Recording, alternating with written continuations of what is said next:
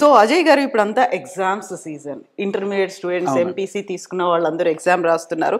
Next ఎటు వెళ్ళాలి, అటు ఇంజనీరింగ్ వెళ్ళాలా లేకపోతే నెక్స్ట్ ఎటువైపు వెళ్ళాలి, ఏ కోర్స్ తీసుకోవాలి అనుకున్న వాళ్ళకి బోల్డన్ని ఆప్షన్స్ అయితే అలా ఓపెన్ అయి కనిపిస్తూ ఉన్నాయి కదా. అవునండి. అందులో వాళ్ళు సంకల్ చంద్ పటేల్ యూనివర్సిటీని సెలెక్ట్ చేసుకోవాలి అంటే ఇక్కడ ఉన్నటువంటి ముందు నుంచి స్పెషాలిటీస్ చెప్తాను, యూనిక్నెస్ చెప్తాను అవును. అంటున్నారు కదా. మీరేం చెప్తారు ఉన్నటువంటి స్పెషాలిటీస్? లైక్ యాపిల్ ల్యాబ్ అండి, fab lab, super computer, like which is used in ISRO. And అదే కాకుండా వీళ్ళకి 3+1 అండ్ 2+2 ప్రోగ్రామ్స్ ఉన్నాయండి. అంటే 3 సంవత్సరాలు సంకల్ చంద్ పటేల్ యూనివర్సిటీలో చదువుకొని ఇంకో 1 ఇయర్ ఫారెన్ యూనివర్సిటీలో చదువుకోవచ్చు. ఓకే.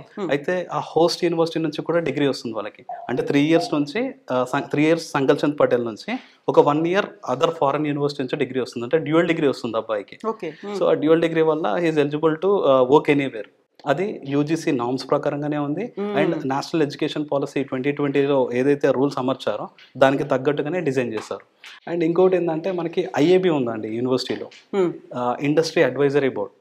అంటే స్టూడెంట్ బయటికి వెళ్ళినాక ఎలాంటి జాబ్స్ ఉన్నాయి, ఆ జాబ్స్కి తగ్గ టూల్స్ అండ్ ఆ జాబ్స్కి తగ్గ కరికులం డిజైన్ ఉందా లేదా, వీళ్ళంతా ఎక్విప్డ్ గా ఉన్నారా లేదా, ఉన్నారా లేదా, అంటే అప్డేటెడ్గా ఉన్నారా లేదా అనేది సపరేట్ ఒక బోర్డు పెట్టారు. ఇండస్ట్రీ ఎక్స్పర్ట్స్ వస్తారు, ఐఐటి నుంచి గెస్ట్ ఫ్యాకల్టీ వస్తారు, వచ్చి లైక్ ఆ సబ్జెక్ట్ని ఎండోర్స్, అంటే లైక్ ఆ కరికులంని ఎండోర్స్ చేస్తారు.